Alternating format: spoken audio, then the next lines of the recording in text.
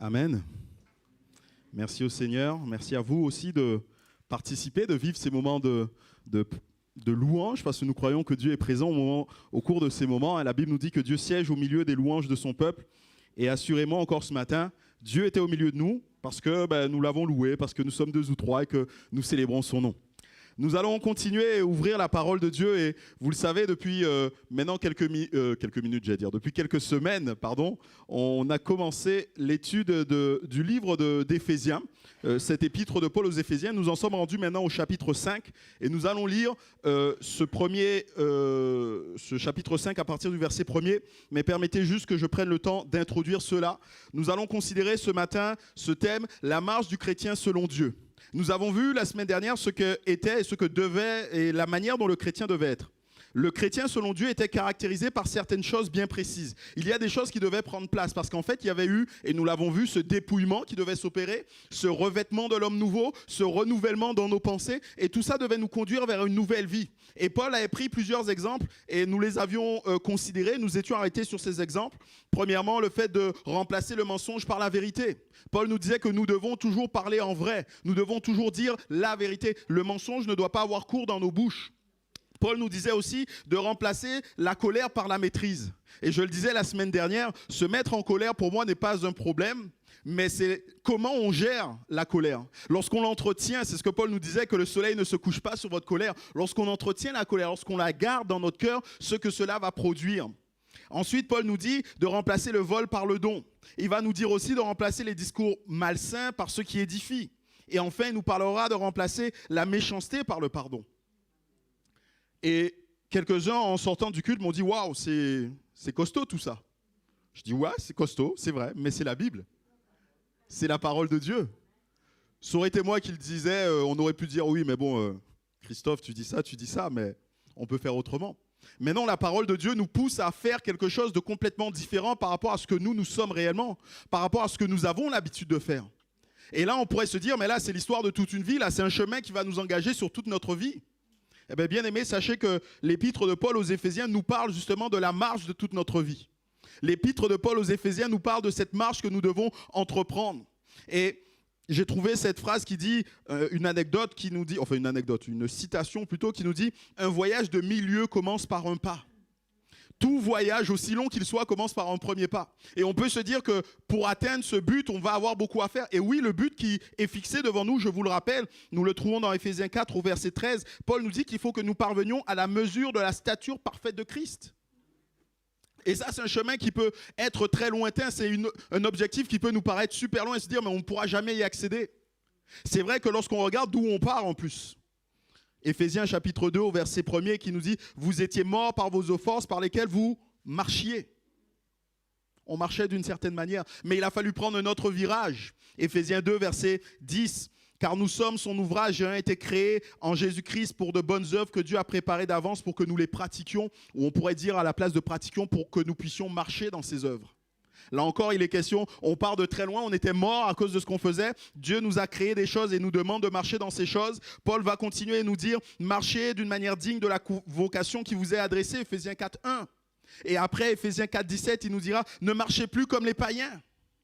On se rend compte que oui, le livre des Éphésiens nous parle de notre marche et comprenez bien qu'il ne s'agit pas simplement de notre stature et de ce qu'on fait physiquement, mais de la manière dont on dirige notre vie.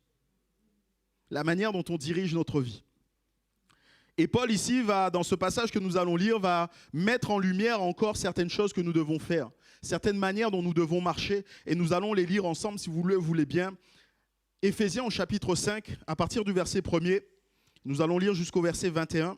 Il nous est dit « Devenez donc les imitateurs de Dieu comme des enfants bien-aimés, et marchez dans la charité, à l'exemple de Christ qui nous a aimés et qui s'est livré lui-même à Dieu pour nous comme une offrande et un sacrifice de bonne odeur. » Que l'impudicité, qu'aucune espèce d'impureté et que la cupidité ne soient pas même nommées parmi vous, ainsi qu'il convient à des saints.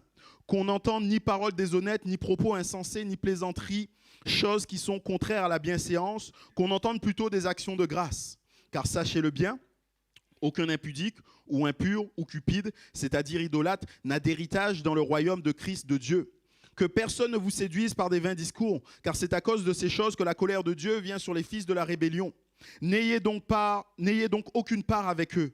Autrefois, vous étiez ténèbres et maintenant vous êtes lumière dans le Seigneur. Marchez comme des enfants de lumière. Car le fruit de la lumière consiste en toutes sortes de bonté, de justice et de vérité. Examinez ce qui est agréable au Seigneur et ne prenez point part aux œuvres infructueuses des ténèbres, mais plutôt condamnez-les, car il est honteux de dire ce qu'ils font en secret. Mais tout ce qui est condamné est manifesté par la lumière, car tout ce qui est manifesté est lumière. C'est pour cela qu'il est dit « Réveille-toi, toi qui dors. Réveille-toi d'entre les morts et Christ t'éclairera. Prenez donc garde de vous conduire avec circonspection. » Et là, le mot « conduire », on pourrait le traduire par « marcher ». Prenez donc garde de marcher avec circonspection, non comme les insensés, mais comme des sages. Rachetez le temps, car les jours sont mauvais. C'est pourquoi ne soyez pas inconsidérés, mais comprenez quelle est la volonté du Seigneur. Ne vous enivrez pas de vin, c'est de la débauche. Soyez au contraire remplis de l'esprit. Entretenez-vous par des psaumes, par des hymnes, par des cantiques spirituels, chantant et célébrant de tout votre cœur les louanges du Seigneur. Rendez continuellement grâce pour toutes choses à Dieu, le Père, au nom de notre Seigneur Jésus-Christ, vous soumettant les uns aux autres dans la crainte de Christ. Amen.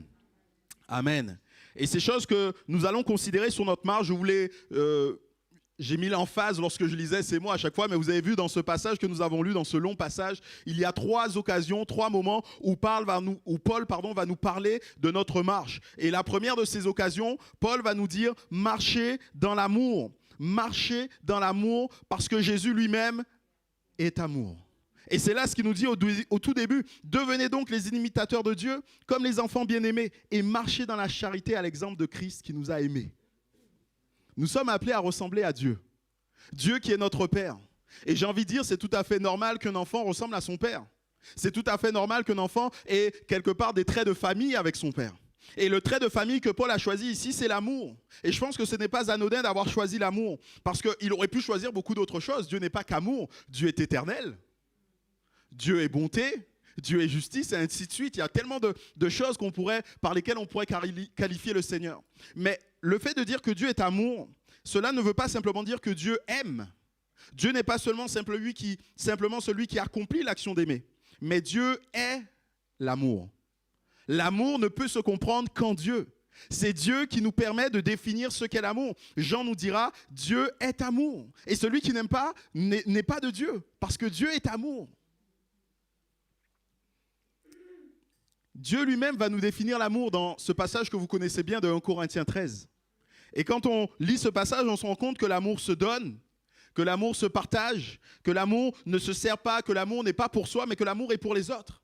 D'ailleurs, Jésus dira, il n'y a pas de plus grand amour que de donner sa vie pour ses amis. Si il y a de l'égoïsme, s'il y a le fait de prendre, de garder pour soi de la cupidité, ce n'est pas de l'amour. Ce n'est pas de l'amour. Et Paul nous invite à ressembler à Jésus, à être plein d'amour pour notre Père.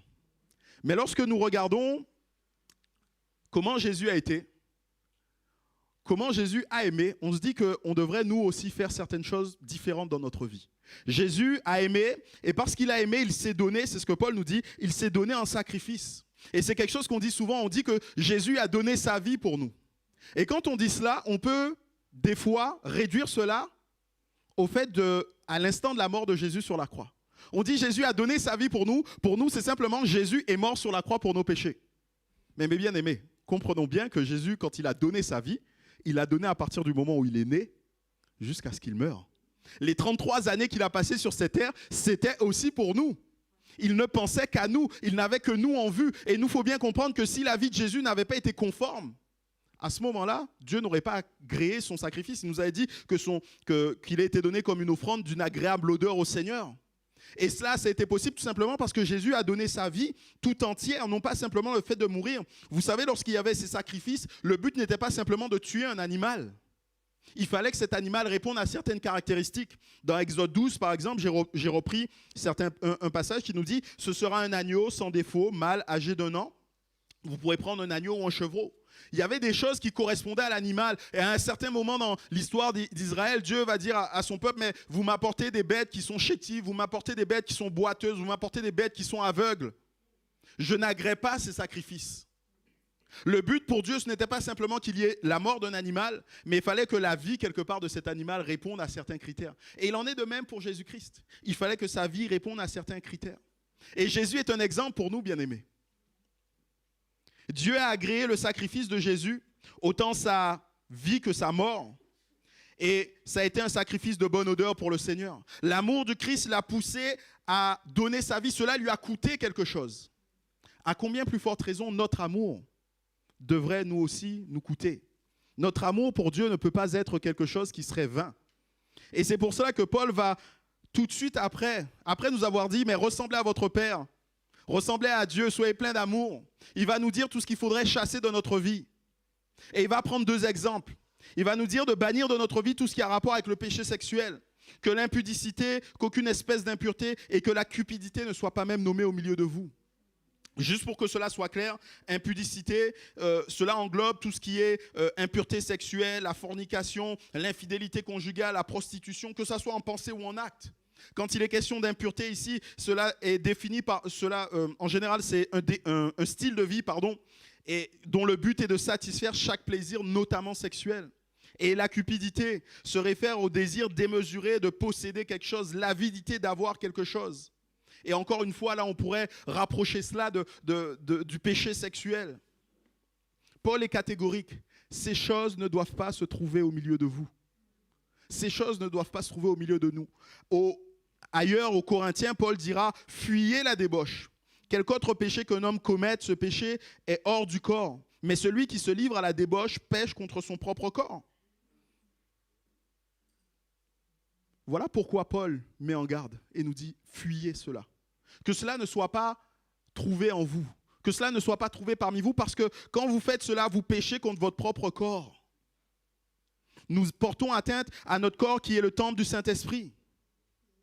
Il me faut dire, avant d'aller plus loin, que la sexualité en elle-même n'est pas mauvaise. Le Seigneur n'a aucun problème avec la sexualité. C'est lui qui l'a créée. Il a créé l'homme, homme et femelle, ou mâle et femelle, nous dit la Bible.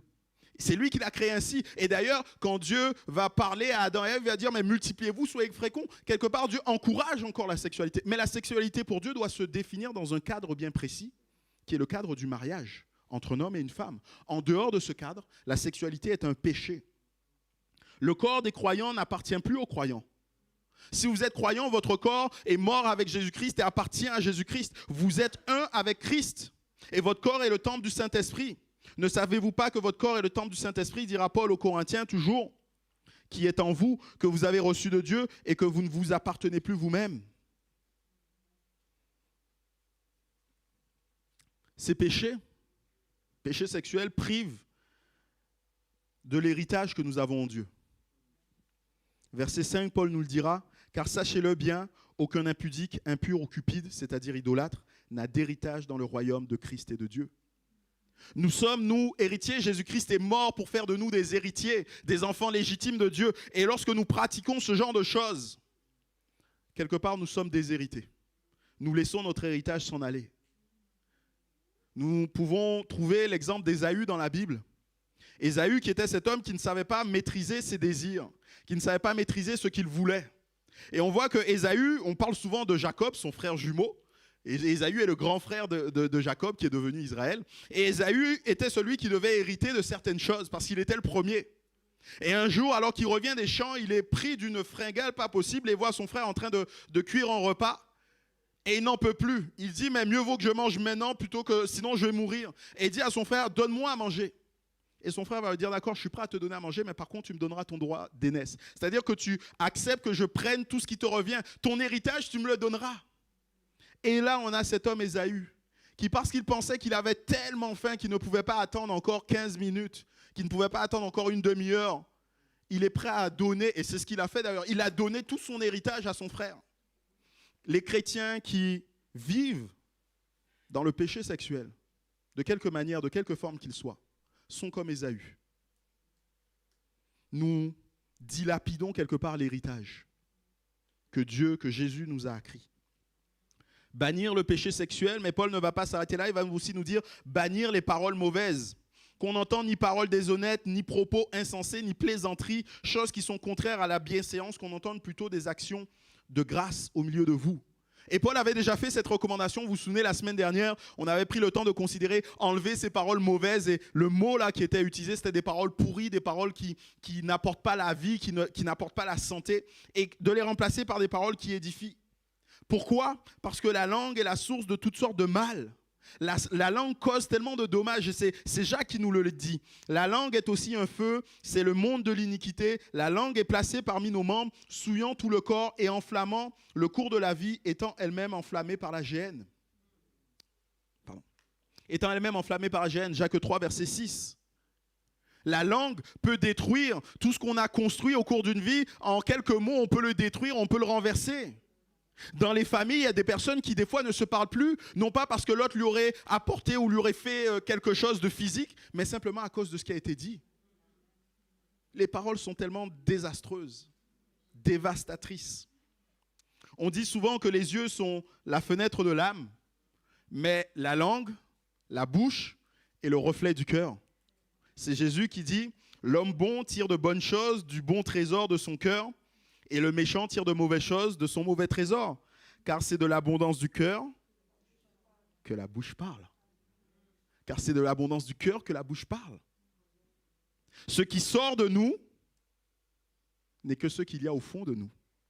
Ne fait que refléter ce qu'il y a au fond de nous. Alors des fois on dit oui, mais mes mots ont dépassé ma pensée. J'ai entendu quelqu'un dire c'est facile. Oui, c'est facile, mais c'est surtout que des fois, on ne fait que révéler ce qu'il y a au fond de nous. Je me souviens du pasteur Bertalon, lorsque j'étais à Bordeaux, qui avait eu ce type de prédication. Que sort-il lorsqu'on presse une banane ? De la banane. Lorsqu'on est sous pression, il ne pourra sortir de nous que ce qu'il y a au fond de nous-mêmes. Attention à nos mots, attention à nos paroles. Paul nous dit de faire attention. D'ailleurs, dans ce passage, il y a peut-être dans vos Bibles, dans la traduction, il y a peut-être écrit « plaisanterie ». Paul n'est pas en train de dire qu'il ne faut jamais que les chrétiens rient. Paul n'est pas en train de dire que les chrétiens ne doivent jamais plaisanter. Ce n'est pas du tout ça. Le mot plutôt devrait être équivoque. Mais ce que Paul veut nous dire, c'est de faire attention. Faisons attention à la manière dont nous parlons. Faisons attention à ce que nous disons. Parce que la langue est un feu. Et ce feu peut embraser tout notre corps. À la place, Paul nous dit, faites monter des actions de grâce. Soyez reconnaissants devant Dieu. Et je pense que là, Paul n'est pas en train de nous dire qu'il faut dire à tout bout de champ, gloire à Dieu, merci Seigneur, et ainsi de suite. Je pense que si on fait ça, on va arriver à un tic de langage qui va nous... Un tic de langage. Et en fait, on perd la saveur de certaines choses. Et même, on peut tomber sous le coup de quelque chose. Le Seigneur dira, tu n'utiliseras pas mon nom en vain. Mais ce que je pense que Paul est en train de nous dire, c'est qu'il nous faut être conscient du privilège et de la grâce que nous avons, qui nous est donnée. Et qu'il nous faut savoir remercier Dieu en tout temps et pour toutes choses. Et je pense que cela aura aussi une autre vertu, de nous amener à réaliser que même si le Seigneur n'est pas visible, il est bien là, présent, et il entend et il écoute. Et je pense que lorsqu'on se sait écouter, on ne parle pas du tout de la même manière. Lorsqu'on sait que certaines personnes sont en train de tendre l'oreille et d'écouter ce qu'on dit, on va avoir des propos un peu différents. Et ce que Paul veut nous dire, c'est tout simplement cela. Soyez conscients, en toute occasion, en tout temps, que Dieu est présent avec vous et que Dieu entend ce que vous dites. Bien sûr, remerciez-le pour ce qu'il permet dans ces moments, mais faites attention, le Seigneur entend. Paul nous dit que l'enfant de Dieu doit marcher dans l'amour. Marcher dans l'amour à la ressemblance de Jésus-Christ. Marcher dans l'amour, c'est bannir de ma vie aussi ce qui déplaît au Seigneur. Mais Paul continue et nous dit que l'enfant de Dieu doit marcher dans la lumière. Et Jésus est notre lumière. Il y a eu un changement entre ce que nous étions et ce que nous sommes devenus. Paul parle bien de ce que nous étions. Il dit, autrefois, vous étiez ténèbres. Il ne parle pas simplement de ce que nous faisions, mais de ce que nous étions. Autrefois, nous étions ténèbres et maintenant, vous êtes lumière. Maintenant, nous sommes devenus lumière. Il y a eu un changement en profondeur et ce changement, ce n'est que Dieu qui peut l'accomplir. Ce n'est que Jésus, la lumière du monde, qui peut l'accomplir. Ce n'est que Jésus qui peut faire ces choses. Jésus est la lumière. Et dans l'évangile de Jean, Jésus se présente comme la lumière. Jean 8, si je ne me trompe pas, il dira « Je suis la lumière du monde ». Même au début de Jean, dans ce prologue, il nous a dit « La lumière est venue, elle a brillé au milieu des hommes ». Mais les hommes ne l'ont pas reçu. La lumière a des vertus bien particulières. La lumière va dissiper les ténèbres.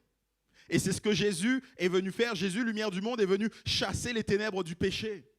La lumière va mettre en évidence ce qui est caché. Et Jésus, exactement, a fait cela. Il est venu pointer du doigt ce que nous sommes réellement. Nous sommes pécheurs et nous avons besoin de rédemption. Nous avons besoin de rachat.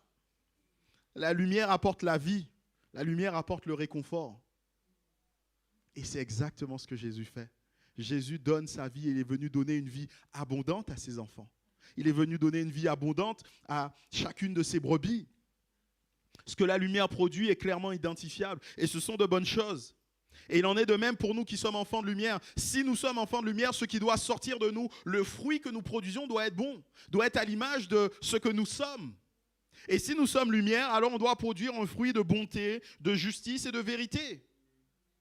Et là, c'est tout l'inverse, c'est tout l'opposé de ce que nous avons vu précédemment. C'est tout l'inverse, c'est l'opposé de l'impureté, de l'impudicité. C'est tout l'inverse, c'est l'opposé de la cupidité. Non, en tant qu'enfants de Dieu, nous devons produire un bon fruit. Bonté, justice, vérité. Ce que Paul nous dit, c'est que moralement, spirituellement et même éthiquement parlant, l'enfant de Dieu doit être intègre. L'enfant de Dieu doit être irréprochable. Bien-aimés, il n'y a pas de rapport entre les ténèbres et la lumière. Si nous sommes lumière, il ne peut pas y avoir de ténèbres en nous. Et j'en profite pour le dire parce que c'est quelque chose que je dis souvent, mais les enfants de Dieu, les chrétiens nés de nouveau, ne peuvent pas être possédés. Un démon ne peut pas faire sa demeure dans mon cœur parce que dans mon cœur, il y a cette lumière qui brille et qui resplendit. Il ne peut pas y avoir de ténèbres parce que je suis enfant de Dieu. Et on le voit bien lorsque vous lisez les évangiles, partout où Jésus se présentait et qu'il y avait un démon, une puissance occulte, eh ben, il fallait qu'elle ne soit plus là. Et même quand la puissance occulte était nombreuse, même quand il y avait cette légion, ils vont venir et demander au Seigneur, mais ne nous chasse pas, ne nous punis pas, ce n'est pas encore le temps. Parce que Dieu est tout puissant. Et parce que là où la lumière brille, il n'y a pas de ténèbres. Là où la lumière de l'évangile, là où la lumière de Jésus-Christ brille, il n'y a pas de ténèbres, bien-aimés. Il n'y a aucun rapport entre la lumière et les ténèbres. Paul nous dit de faire attention à la manière dont nous marchons, la manière dont nous faisons les choses. Paul ne nous interdit pas d'être en contact avec des non-croyants, mais Paul va nous interdire, ou plutôt va nous mettre en garde contre le fait que nous partagions le même style de vie que ces personnes. Vous le savez, bien-aimés, la Bible, et je le crois, a réponse à tout. Dans la Bible, on va trouver tout ce qui est utile pour nous, même s'il y a certaines choses qui ne sont pas écrites dans la Bible. On va trouver des principes qui vont permettre de conduire notre vie. Bien sûr, dans la Bible, il y a beaucoup de choses qu'on ne trouve pas. Il y a des mots qu'on ne trouve pas. Si vous cherchez le mot ordinateur, le mot Internet, le mot téléphone portable, vous n'allez pas le trouver. Ce n'est pas pour autant qu'on va bannir ces choses de nos vies. Mais l'utilisation que nous allons en faire va être l'utilisation que la parole de Dieu nous dit et nous décrit. Et c'est important de comprendre cela. Parce que le diable est ingénieux, bien-aimé. Et plus le temps va, et plus les choses vont aller, plus les situations de vie vont être compliquées. Plus les situations de vie auxquelles nous allons être exposés vont être compliquées. Et il sera de plus en plus difficile de faire la distinction entre le bien et le mal. Le bien sera appelé mal et le mal sera appelé bien. Comment faire la distinction? Comment savoir où aller? Eh bien, Paul nous dit, il nous faut examiner toutes choses. C'est ce qu'il dit. Examinez toutes choses au verset 10. Examinez ce qui est agréable au Seigneur. Examinez, comprenez ce qui est agréable au Seigneur. Comprenez que Paul le dit aux Éphésiens parce que déjà de leur temps, les choses n'étaient pas plus simples. On a tendance à se dire, oh mais si je vivais à ce temps-là, souvent on entend dire, oh j'aimerais vivre du temps des premiers chrétiens. C'est vrai, on lit des choses merveilleuses et merci Seigneur pour ce qui s'y passait. Mais quand on prend vraiment le temps de comprendre le contexte qu'il y avait autour, le contexte dans lequel ils vivaient, cela peut être assez effrayant. Pour ceux qui ont suivi les podcasts que nous avons faits ces dernières semaines, j'ai pris le temps de considérer les églises de l'Apocalypse, les 7 églises de l'Asie mineure de l'Apocalypse. Et donc, on se rend compte, quand je lisais, j'ai découvert qu'il y avait un contexte d'oppression pour les chrétiens. Les chrétiens ne pouvaient pas travailler dans certains domaines parce qu'en fait, il fallait, si on voulait rentrer dans certains domaines, il fallait prêter allégeance à certaines démons, à certaines doctrines, à certaines idolâtries. Et les chrétiens choisissaient plutôt que d'être commerçants, ils choisissaient plutôt d'être pauvres. Paul, qui est en train de parler ici aux Éphésiens, il nous faut savoir que dans le contexte de l'époque, les citoyens, ceux qui devenaient citoyens romains, avaient obligation d'adorer l'empereur. Il nous faut savoir aussi qu'à l'époque, dans les villes, il y avait des temples pour des divinités quelconques, et qu'avec ces divinités quelconques, avec ces temples, il y avait souvent aussi de la prostitution sacrée. Il y avait des banquets qui étaient faits. Et d'ailleurs, Paul va en parler aux Corinthiens. Il se posait cette question, mais est-ce qu'on a le droit de manger de la viande qui vient de ces banquets? Et que dire des mœurs libérées? Parce qu'on a l'impression qu'aujourd'hui, c'est pire qu'avant, mais il n'y a rien de nouveau sous le soleil, bien-aimés. Il n'y a rien de nouveau sous le soleil. C'était déjà compliqué du temps des Éphésiens et ça va l'être encore de plus en plus maintenant. Pour nous, il nous faudra nous armer de courage et de patience, d'intelligence, de sagesse pour chercher, pour comprendre quelle est la volonté de Dieu. Il nous faut examiner ce que nous propose la société aujourd'hui et de plus en plus éloigné de ce que Dieu veut pour nous. Et quelqu'un qui part de loin, qui n'avait jamais entendu parler de Dieu avant et qui a vécu sa vie et qui veut maintenant se tourner vers le Seigneur, il va trouver comme beaucoup d'obstacles, il va se dire, mais waouh, ce Dieu est compliqué. Ce Dieu, ce n'est pas forcément celui que j'aimerais. Je m'attendais à un Dieu plein d'amour, un Dieu qui ouvre les bras et qui accueille tout le monde. Oui, c'est un Dieu qui est plein d'amour, qui ouvre les bras, qui accueille tout le monde. Mais c'est un Dieu aussi qui pointe notre péché et qui nous dit, oui, tu peux venir à moi, mais non, tu ne dois pas rester comme cela. Paul nous dit que nous devons examiner toute chose, tout ce qui a rapport avec notre vie, tout ce qui a rapport avec notre marche, que ce soit nos pensées, nos paroles, que ce soit notre moralité, que ce soit la sexualité, tout doit être placé au crible de la parole de Dieu. Et nous ne devons pas avoir peur de passer certaines choses au crible de la parole de Dieu. Il n'y a rien que la parole de Dieu ne dise pas concernant l'humanité. Alors ce matin, j'ai déjà prononcé plusieurs fois ce mot de sexualité. Peut-être que ce n'est pas un mot que vous aviez l'habitude d'entendre dans une église, mais mes bien-aimés, la Bible en parle. Et Dieu nous dit comment nous devons nous comparer ou nous comporter vis-à-vis de ces choses. Et nous n'avons pas à être choqués, il ne doit pas y avoir de choses taboues. Toute chose doit pouvoir être dite, ou en tout cas enseignée, en conformité avec la parole de Dieu. Tout comme rendre grâce nous fait prendre conscience que Dieu est présent, le fait de chercher à connaître la volonté de Dieu va nous amener à chaque moment de notre vie à examiner ce que nous faisons. Et on va se poser la question, ce que je suis en train de regarder, est-ce que cela est agréable au Seigneur? Ce que je suis en train d'écouter, est-ce que cela est agréable au Seigneur? Ce que je suis en train de faire, est-ce que c'est agréable à Dieu?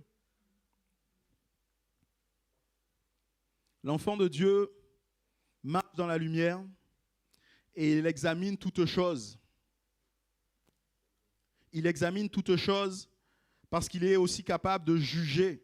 Il doit aussi condamner, c'est ce que nous dit Paul au verset 11, et ne prenez point part aux œuvres infructueuses des ténèbres, mais plutôt condamnez-les. Ici, l'idée n'est pas de dénoncer publiquement le péché des personnes que nous côtoyons au jour le jour. Je pense que nous devons avoir deux attitudes.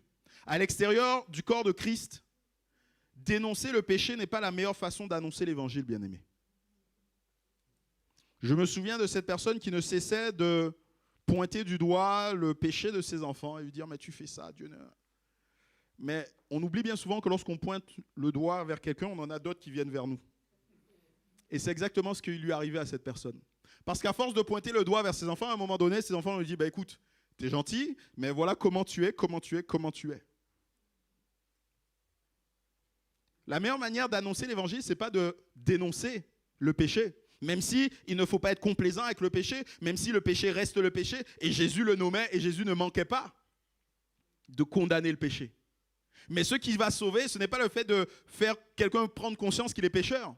On peut prendre conscience qu'on est pécheur, et cela ne va jamais nous conduire à la vie. Judas a compris qu'il avait péché contre Jésus. Mais est-ce que Judas a été relevé? Non, Judas est mort dans son péché. Non, ce qui sauve, c'est d'annoncer Jésus-Christ, celui qui est le sauveur du monde, celui qui est capable de nous aimer, celui qui est capable de pardonner nos péchés. Alors même si on voit les péchés des autres, surtout de ceux qui ne sont pas convertis, le but n'est pas de pointer leurs péchés, mais de leur annoncer Jésus-Christ avant tout. Et bien sûr de leur dire, vous ne pouvez pas rester dans le péché. Mais on leur annonce Jésus-Christ avant tout. Mais lorsque nous sommes dans le corps de Christ, je crois que là, les choses doivent être différentes. On se doit de dénoncer le péché. Ne pas le faire, quelque part, serait comme l'approuver. Et c'est ce que Paul va dire aux Corinthiens dans le chapitre 6, lorsqu'il va parler de cet homme qui est impudique, qui est incestueux. Quelque part, Paul va leur dire, vous n'avez pas à dénoncer ce péché. C'est comme si vous preniez part à ce péché. C'est comme si vous étiez d'accord avec ce péché. L'enfant de Dieu doit examiner pour être capable de condamner. Condamner, bien sûr, dans l'amour, bien aimé. condamner dans l'amour. Le but est toujours que nos paroles servent à édifier. Toujours. Le but n'est pas de jeter l'anathème sur l'autre. Et j'irais même jusqu'à dire que ce qu'on condamne, ce sont des pratiques, ce ne sont jamais des personnes. Ce sont des pratiques, jamais des personnes. Le but est que, ayant exposé quelqu'un à la lumière de la parole de Dieu, à la lumière de Jésus-Christ, un frère, une sœur à la lumière de Jésus-Christ, ils reviennent à Jésus-Christ. Et c'est ce que Paul dit au verset 14. C'est pour cela qu'il est dit « Relève-toi, toi qui dors, relève-toi d'entre les morts, et Christ t'éclairera. » Jésus-Christ dit « Si tu sais que ton frère a quelque chose contre toi, laisse là ton offrande, va voir ton frère. Et s'il t'écoute, tu as gagné ton frère. » C'est exactement ça le but. Le but n'est pas de condamner pour condamner, ni de condamner une personne, mais le but c'est de permettre à cette personne de revenir à la lumière de l'évangile. Nous sommes appelés à marcher dans la lumière, parce que Christ est lumière. Nous sommes aussi appelés à marcher dans la sagesse. Et nous comprenons combien nous avons besoin de la sagesse. Quand nous réalisons tout ce que Paul là, est déjà en train de nous dire, c'est peu de choses qu'il nous a déjà dit là, dans ce passage que nous avons lu. Il nous demande d'offrir nos vies comme Jésus a offert sa vie. Il nous demande de bannir de notre vie tout ce qui n'est pas à la gloire de Dieu. Il nous demande de faire ce que Dieu nous demande, d'avoir la sagesse de faire ce que Dieu nous demande. Et pour ce faire, il nous dit, il nous faut marcher dans la sagesse, circonspection. Marcher dans la sagesse. La sagesse dans la Bible n'est jamais le fait d'avoir des connaissances, vous savez. Quand on parle de quelqu'un de sage, en général, on va imaginer quelqu'un d'assez âgé, avec une longue barbe dans l'imaginaire, vous voyez, hein, quelqu'un qui est assis, qui a vécu, qui a de l'expérience, qui est capable de dire beaucoup de choses. Mais dans la Bible, ce n'est pas simplement ça, la sagesse. Dans la Bible, la sagesse est étroitement liée à l'action. La sagesse est étroitement liée à la manière dont on vit, la manière dont on réagit. En fait, connaissant certaines choses qui sont importantes, on va agir en conséquence. Et c'est pour ça que lorsqu'on lit, notamment dans le livre des Proverbes, qui nous parle beaucoup de sagesse, on se rend compte que le livre des Proverbes va nous dire que la sagesse va nous permettre de vivre loin de l'impureté sexuelle. Proverbe 6, versets 20 à 35. La sagesse va nous permettre de maîtriser notre langue. Proverbe 17.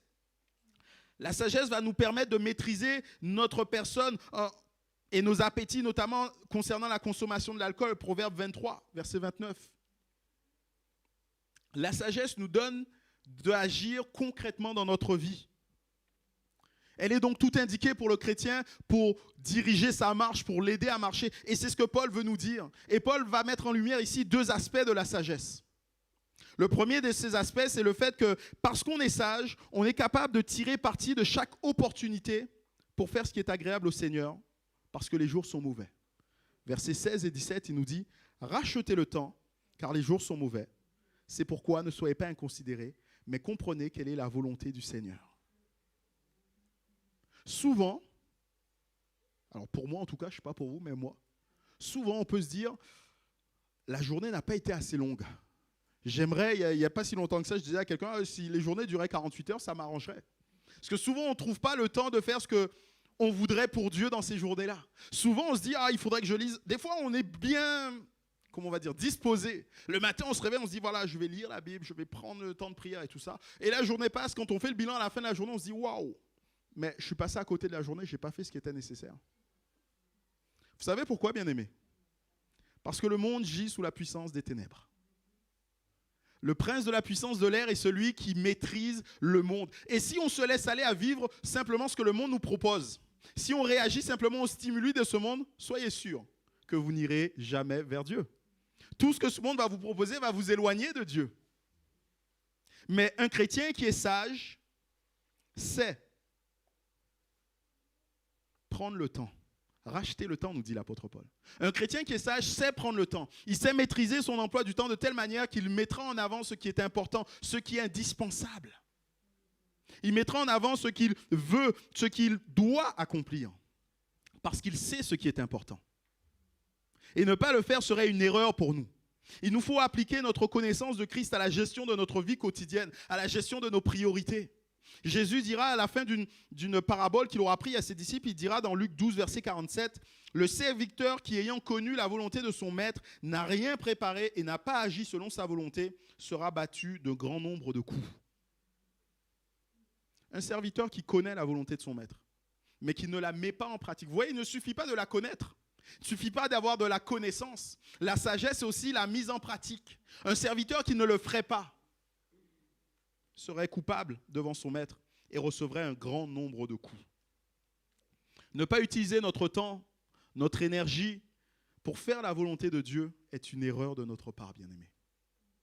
Paul nous dit, soyons sages, utilisons notre temps avec intelligence. Il y a des choses que nous sommes obligés de faire, nous sommes tous obligés d'aller travailler, de s'occuper de la famille, ainsi de suite. C'est normal, ces choses. Mais il y a des choses qu'on peut certainement élaguer de notre vie pour donner un peu plus de place au Seigneur. Paul nous dira cette deuxième caractéristique de la sagesse. La sagesse, c'est savoir se laisser conduire par le Saint-Esprit pour faire ce qui est agréable au Seigneur. Versets 17 et 18, ne vous enivrez pas de vin, c'est de la débauche, soyez au contraire remplis de l'Esprit. Entretenez-vous par des psaumes, des hymnes, des cantiques spirituels, chantant et célébrant de tout votre cœur les louanges du Seigneur. Rendez continuellement grâce pour toutes choses à Dieu le Père de notre Seigneur Jésus-Christ. Vous savez, bien-aimés, nos vies peuvent être soumises à différentes influences. Il y a différentes choses qui peuvent conduire nos vies. Mais le résultat, la fortune de cela est bien différente. J'ai envie de dire qu'en fait, on peut trouver deux fortunes.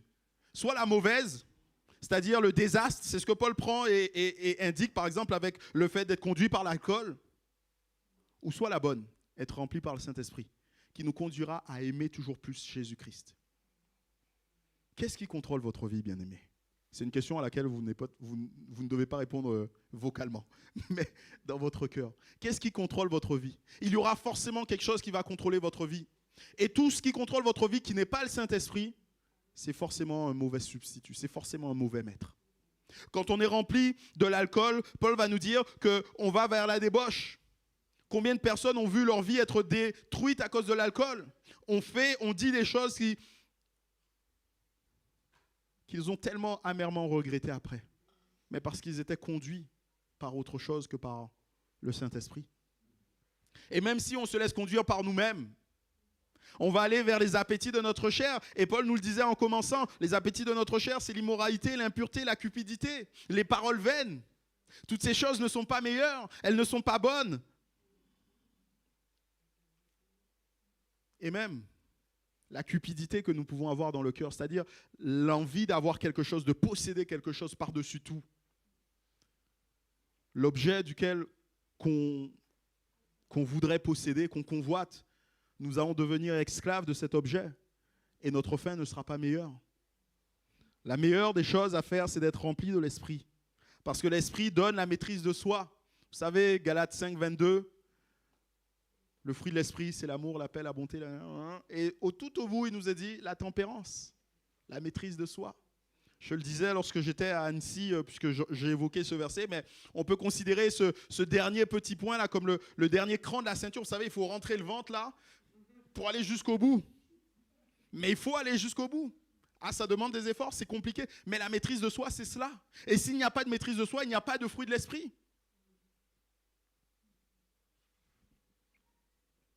Lorsque nous sommes pleins de sagesse, lorsque nous savons tirer les meilleurs de chaque occasion, lorsque nous savons nous laisser conduire par le Saint-Esprit, on est dès lors capable de marcher dans la lumière et dans l'amour comme Christ le veut, comme Dieu s'attend pour chacun de ses enfants. Je termine, bien-aimés. Et je voudrais terminer en reprenant ce que je disais au début. Où en êtes-vous de ce long voyage qui doit vous permettre d'arriver à la mesure de la stature parfaite de Christ? Où en êtes-vous? Avez-vous pris ce tournant, cette étape décisive qui est de renoncer à vos péchés, qui est de vous détourner de ce que vous étiez pour aller vers ce que Dieu a prévu pour vous? Vous étiez morts dans vos offenses, selon que vous marchiez. Ou est-ce que vous êtes maintenant ces enfants qui ont été créés en Jésus-Christ pour pratiquer de bonnes œuvres? Être chrétien, bien-aimé, ce n'est pas simplement faire des choses. C'est être d'abord. C'est être. C'est parce qu'on est transformé, c'est parce qu'il y a eu cette nouvelle création en nous que nous pouvons faire toutes ces choses. Toutes ces choses que nous avons vues ces semaines précédentes, mais ces choses aussi qui concernent encore aujourd'hui. Si vous n'avez pas encore fait cette expérience d'accepter Jésus comme votre sauveur, si vous n'avez pas encore fait cette expérience de vous donner tout entier à lui, de vous détourner de votre péché, de vous détourner de ce chemin qui vous conduit à la mort, il est encore temps. Et cela, c'est aussi simple que de demander au Seigneur. Seigneur, je reconnais que je suis pécheur. Et que tout ce que je fais n'est que la conséquence de ce que je suis. Et si je veux faire différemment, j'ai besoin d'être quelqu'un de nouveau. Et ça, c'est toi seul qui peux le faire en moi. Spirituellement, en créant une nouvelle création en moi. Mais comprenez bien que ça, ce n'est que le début du chemin. Ce n'est que le début de la voie qui va nous amener jusqu'à être à la parfaite stature de Jésus-Christ. Et Paul, ici, nous invite à marcher dans l'amour à l'image de Dieu. Pour Paul, cela veut dire bannir de nos vies ce qui déplaît à Dieu. Parce qu'on aime Dieu, on va bannir tout ce qui ne lui est pas agréable. Parce qu'on aime Dieu, on va accepter de faire ses efforts. Paul va nous inviter à marcher dans la lumière, parce que Christ est notre lumière. Et si Christ est notre lumière, c'est lui qui met en lumière, c'est lui qui révèle ce qui plaît à Dieu ou pas. Ce n'est pas nous qui pouvons le décider. Ce n'est pas moi qui le décide, mais c'est Dieu au travers de sa parole, au travers de son Fils. C'est lui qui met en lumière ces choses. Et Paul nous invite à marcher dans la sagesse en étant rempli de l'Esprit. Et là, c'est simplement compter sur son aide pour savoir, pour comprendre ce qui est acceptable, mais aussi pour être capable de bannir de notre vie tout ce qui n'est pas la gloire de Dieu. Bien-aimés, soyons des chrétiens. Soyez des chrétiens qui marchent dans l'amour, dans la lumière et dans la sagesse. Seigneur, nous voulons te remercier encore pour ta parole. Nous voulons encore te remercier, Seigneur, pour ce temps que nous avons passé devant toi, parce que nous savons que tu nous as fait du bien, que tu as fait du bien dans nos cœurs. Je te prie pour chacun de mes bien-aimés, Seigneur, et tu sais où ils en sont rendus dans leur marche, Seigneur. Je prie vraiment pour que nous marchions tous, Seigneur, dans la lumière, dans la sagesse, dans l'amour, Seigneur, parce que tu es celui qui nous a rachetés. Je prie vraiment, Seigneur, pour que cela soit caractérisé de nos vies, Seigneur, et que nous sachions examiner ce qui pointe dans nos vies, que nous sachions mettre en avant, Seigneur, ce qui t'est agréable. Mais je veux aussi prier pour ceux qui peut-être ne t'ont pas encore donné leur cœur, Seigneur. Merci de faire dans leur cœur ta demeure. Merci d'agir en eux, Seigneur, puissamment, de te révéler comme étant le Dieu qui est au-dessus de tout, Seigneur. Merci, Dieu Père. Amen. Amen. Que le Seigneur nous bénisse tous. Avant de nous séparer,